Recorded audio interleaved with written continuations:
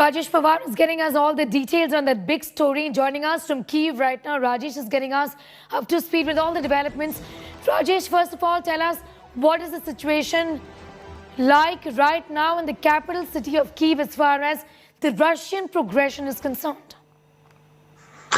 Look, Sneha, Kyiv, there was no bombing for last 4 days, but today this thing was shattered and there were two big blasts in Kyiv today in the daytime, and they were probably attacks by missiles, by hypersonic missiles, which Russia has accepted now. So these two big blasts took place inside the city today. Besides this, the fighting around the city has calmed down a little bit. There was little bit of fighting in Irpin, not much like in the previous days, and no other fighting in the areas surrounding Kyiv in any other direction. Sneha. Also, Rajesh, it's extremely clear right now that as far as Ukraine is concerned, they also know that talks really is the only way forward, given the fact that we're almost 1 month into Russia's invasion of Ukraine and there has been very little help really forthcoming from the NATO countries in the context of US President Biden visiting Europe, for talks with the NATO countries in just a few days from now. What does it look like as far as Ukraine's own conversation with Russia is concerned? Look, as far as Ukraine is concerned, you must be noticing in the last few days, President Zelensky has addressed the UK Parliament, the American Congress. Today he addressed the Swiss leaders, French parliamentarians. He has tried his best. He has tried to talk to every world leader. He has addressed many parliaments around the world in the hope that probably they will get more military help from these countries, particularly military aircrafts and enforcement of no-fly zone over Ukraine. In both these efforts, he has not really succeeded. And now he feels that he is a bit isolated and he sees no way NATO is ready to accept Ukraine as a part of NATO. And he realizes this now and he has made statements to this effect. And this, I think, combined with the damage Ukraine and Ukrainians are witnessing in this war, I think all these factors will somewhere make President Zelensky to go ahead for talks with President Putin and to soften his stance on certain key demands of Russia. Sneha. All right, Rajesh, thank you for getting us up to speed with those developments. Rajesh Pawar with that detailed report on what really is expected in days to come. Now, Putin is feeling the pinch quite literally with the American drug maker suspending supply of Botox and fillers to Russia. Putin is rumored to have relied on the famous anti-wrinkle treatment for close to 10 years now. Cosmetic surgeons say that Putin seems to have got Botox, cheek fillers, and eye and chin lift. So what face will Putin put forward now? Take a look.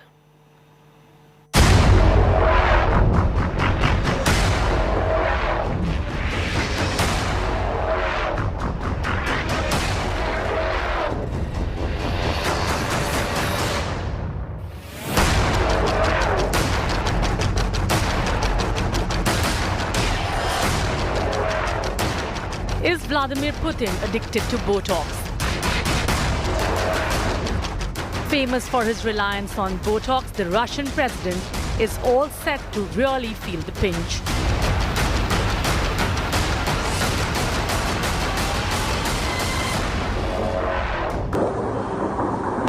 Because of the war in Ukraine, the American drug maker AbbVie, which owns the blockbuster anti-wrinkle treatment, is halting operations in Russia.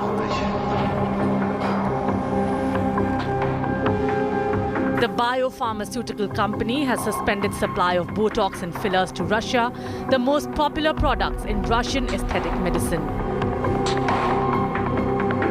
The use of Botox by Putin has been widely reported. A Sydney cosmetic doctor had called out Vladimir Putin for having too much filler, blasting the Russian president in a social media post. Rumors that the Russian president has undergone cosmetic procedures have been around for years, with some cosmetic surgeons believing they have been done in a bid to improve his tough guy image. There are claims that the 69-year-old has had several cosmetic procedures over the years, including Botox, cheek fillers, and a chin and eye lift. Rumors talks first began swirling that Putin has received Botox when he attended a meeting in Kyiv in 2011 with a black eye. Botox, plastic surgery or steroids. The transformation of the Russian president from a gaunt geek to a bloated brute could be because of one or all of these things. But with Botox supply being suspended, what face will Putin now put forward? Bureau Report, India Today. Well, the mortal remains of Indian medical student from Karnataka who died amid a war in Ukraine is finally coming back to India. Naveen Shekharappa was killed by the Russian ground troops amid shelling in Ukraine's Kyiv. His mortal remains will arrive at the Bengaluru airport on Monday at 3 a.m. Karnataka Chief Minister Basavaraj Bommai will be at the airport to receive the body. From Bengaluru, the body will be taken to Haveri and handed over to Naveen's family. Chief Minister Bommai will be at the Haveri district during the first half of the day. A native of the Chalageri in the Haveri district, Naveen was a fourth-year medical student from Kharkiv Medical College. He was in a bunker in Kharkiv and had gone out in the morning to exchange currency and to fetch some food where he was killed instantaneously. ಬಂದ ನಂತರ ಅವತ್ತು ನಮ್ಮ ವೀರ ಸೇವೆ ಇದ್ರ ಪ್ರಕಾರ ಏನು ಪೂಜಾ ಕಾರ್ಯಗಳನ್ನು ಮಾಡಬೇಕು ಅನ್ನೋದ್ರ ಬಗ್ಗೆ ನಮ್ಮ ಊರು ಹಿರಿಯರು ಈಗ ತೀರ್ಮಾನ ತಗೊಂತಾರೆ ಎಲ್ಲ ಸೇರ್ಕೊಂಡು ಅದರ ಪ್ರಕಾರ ಪೂಜೆ ಎಲ್ಲ ಮುಗಿಸಿ ಸುಮಾರು ಹೊತ್ತು ಸಾಯಂಕಾಲವರೆಗೂ ಇಲ್ಲಿ ಎಲ್ಲ ದರ್ಶನಕ್ಕೆ ಇಟ್ಟಿರ್ತೀವಿ. ಅದ ನಂತರ ಮೃತದೇಹನ ದಾವಣಗೆರೆ SS ಹಾಸ್ಪಿಟ್ಲಿಗೆ ದಾನ ಮಾಡ್ತಾಯಿದ್ದೀವಿ. ನನ್ನ ಮಗ ವೈದ್ಯಕೀಯ ಕ್ಷೇತ್ರದಲ್ಲಿ ಸಾಧನೆ ಮಾಡಬೇಕು ಅಂತ ಆಸೆ ಇತ್ತು, ಅವನಿಗೂ ಈಡೇರಲಿಲ್ಲ. ಬೇರೆ ವಿದ್ಯಾರ್ಥಿಗಳ ಮುಖಾಂತರನಾದರೂ ಅವನ ದೇಹ ವೈದ್ಯಕೀಯ ಸೇವೆಗೆ ನಮ್ಮ ದೇಶಕ್ಕೆ ಅನುಕೂಲ ಆಗಲಿ ಅನ್ನೋ ಉದ್ದೇಶಕ್ಕೆ ನಮ್ಮ ಮನೆಯಲ್ಲಿ ನಾವೆಲ್ಲ ತೀರ್ಮಾನ ತಗೊಂಡಿದ್ದೀವಿ ಸರ್.